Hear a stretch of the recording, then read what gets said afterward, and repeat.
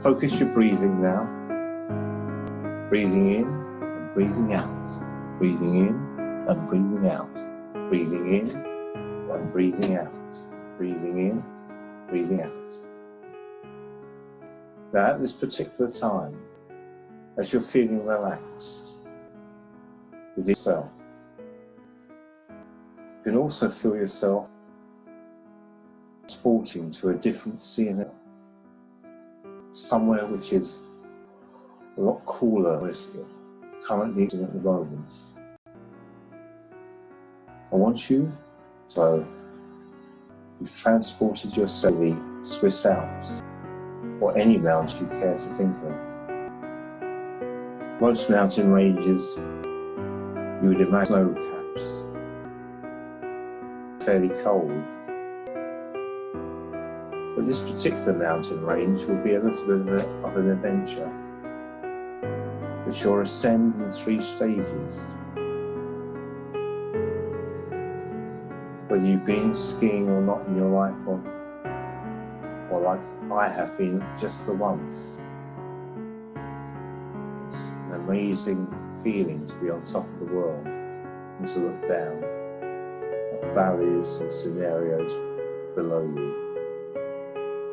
So join me as you're feeling relaxed, going up a mountain, going up a mountain. To go up this mountain, you need to use a cable car. And so as you walk to this cable car, you feel yourself feeling a sense of adventure as you walk and settle yourself into the car that will take you on the first stage of the journey. You sit back, you relax, and you look up to the peak. Now the cable car jolts into action. You look at others who are joining you on this journey. They are excited and full of expectation as you both ascend the mountain. Slowly but surely, the cable car is rising. It's rising and rising, and you're looking down at the valley below, looking at people living their lives, smaller houses and the lake. And you reach the first stage of the journey, and you get out. And you get out and you meet other people who themselves are either going up or going down the mountain. These other people you acknowledge. You're both sharing a similar life experience. Some have already been up to the top, and some will join you to go even further up. So, taking in the fresh, clean air of the mountain, breathing it in, it's cool and refreshing, crystal clear is your sight line as you look at the mountain, the snow-covered peak of the mountain. And you go into the second stage of the journey, into the cable car with the other occupants. And your mind begins to wander as you're in the cable car, as it slowly ascends up to the second stage of the mountain journey. You've been through things in life, but this particular experience makes you feel grateful that you can actually enjoy your life. There's something so majestic about a mountain, so powerful, so definite. You can't move it, you can only ascend it. It has been part of the earth for millions of years. And you, a visitor of the earth, can experience it for only a fraction of that time. But that is part of the earth that you live on. And it's a wonderful part of the earth. And perhaps it symbolises something within you. Something to do with peaks and lows. And by going into this cable car, you realise that man has mastered the height of mountains by his own ingenuity, which in itself is an incredible achievement. No longer do men have to actually physically climb to get to the top of the mountain. But you get out at the second stage of the journey. Perhaps there's a cafe there where you can sit and rest, take refreshment and observe and look down into the valley below at the lake, the houses, and the people living their lives, unaware that you're looking down onto them. People with cares, worries, challenges, disappointments, much like yourself. As you're on top of the world, by comparison, they are down below, unaware, carrying out their lives. Your mind begins to drift and wander, and your body goes into an even deeper sense of relaxation. And the deep sense of relaxation is flowing all through your body. And your mind feels relaxed as you look forward to the final stage of the journey. And up you go to the very top of the mountain. Perhaps you imagine yourself as a mountaineer. What the mountaineers must have felt like when they ascended Everest for the first time. How powerful they must have felt when they finally found themselves at the top of the mountain. And at the third stage you get out and you survey the scene around you, and the wonderful scene of perhaps smaller mountains and smaller vistas and villages and towns down below. You can see for miles down. You're no fool at the top of the hill. You're the wise man at the top of the hill. And at this point, perhaps you feel yourself finding what your life's purpose is about. So although you're at the top, you realise that compared to the rest of the planet Earth and humanity and the universe, you are just very, very small, infinitesimal, and yet you experience reality, consciousness, this realm you know as Earth.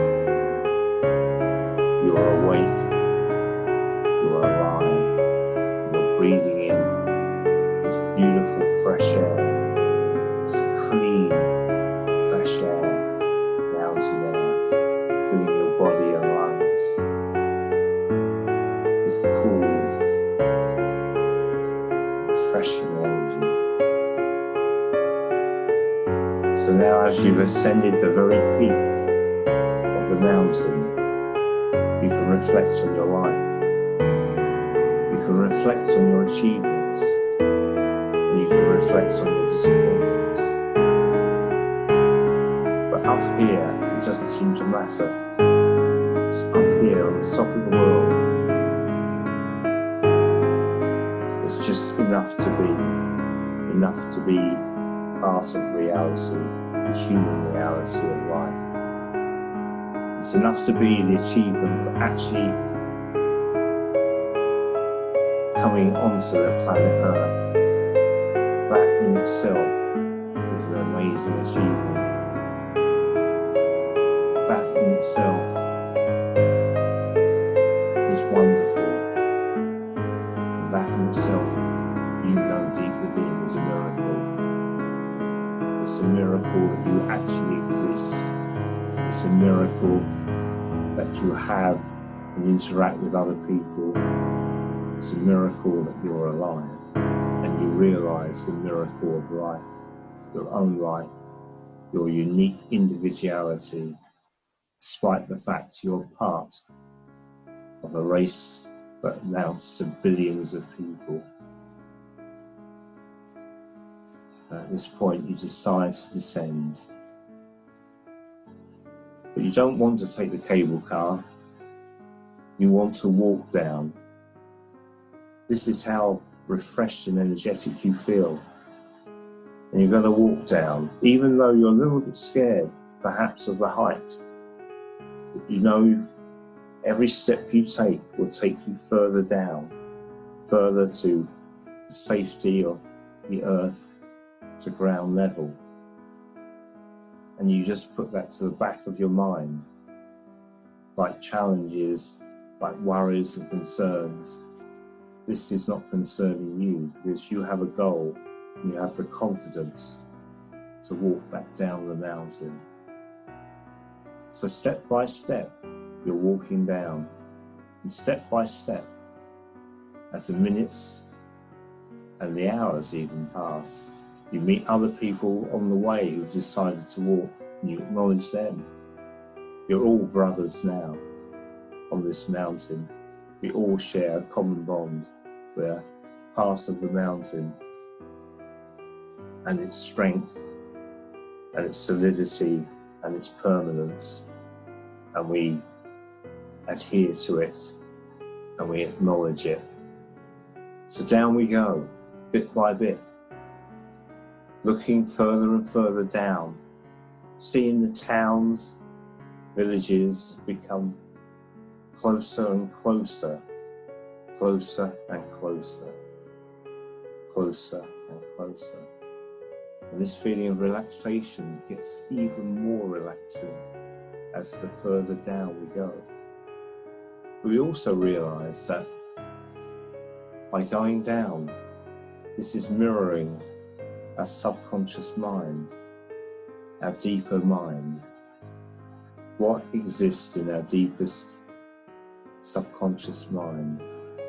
What is it that inspires us? What is it that we fear? What is it that steers us? What is the programming that we've always had? And as we go further, deeper and deeper down, finally and finally we reach the bottom of the mountain. And that achievement, the feeling of power, flows throughout the whole of us. We feel so good, so energized. We've been to the top, and we've come back down again, safe and sound. And we go to the lake now, and we realize that the lake holds the secrets of our deep subconscious mind. Clear, crystal blue water shimmering in front of our eyes. And we take a pebble and we throw the pebble into this shimmering lake. And the shimmering lake is disturbed just briefly as the pebble breaks its surface and its energy breaks and makes waves and disturbs its calm. But that fascinates us, and the ripples, as they extend outwards from the pebble, further and further out, we wonder at the energy that the pebble held when it was thrown. And we wonder at our own subconscious, how deep down in our subconscious, pebble exposes, brings to the fore problems that we may have, that we may have trouble, or may we have find it still challenges us to live the full life that we were destined to lead, that we deserve to lead, that we will lead. And no matter how bad the challenges are within us, the mountain still remains still, immovable, permanent, symbolic. It will be there. No matter that all things must pass, as the famous saying says. The mountain is always there, and so will we in our own way. We will be there throughout time in our own way. And perhaps this time, as we're looking at the lake, will last forever. Perhaps this moment will last forever. Who can say? Whatever ails or troubles us will pass, will drift, and perhaps it was never anything in the first place. We are permanent, as is the mountain, as is the lake. Three fantastic natural achievements of the planet Earth. Gently and slowly, as we look at the lake, we realize that we can carry on. No matter what is troubling us, we will overcome. We will be powerful in the future. We will ascend that mountain again and come down again, because we are strong, we are able, we are determined, we are focused. Nothing and no one can stand in our way. A bit like the mountain. Nothing and no one can disturb our calm. Almost like the lake. And if the odd pebble does break the lake's surface and causes disturbance, eventually it will disappear and become calm again, and we will carry on in a calm way. We will bounce back. No matter what problems we face, we will bounce back, we will carry on, and we will live. We will matter, and we will be as part of the planet Earth as the mountain and the lake is. So thank you for listening to me. At this point, I want you to focus on your breathing again.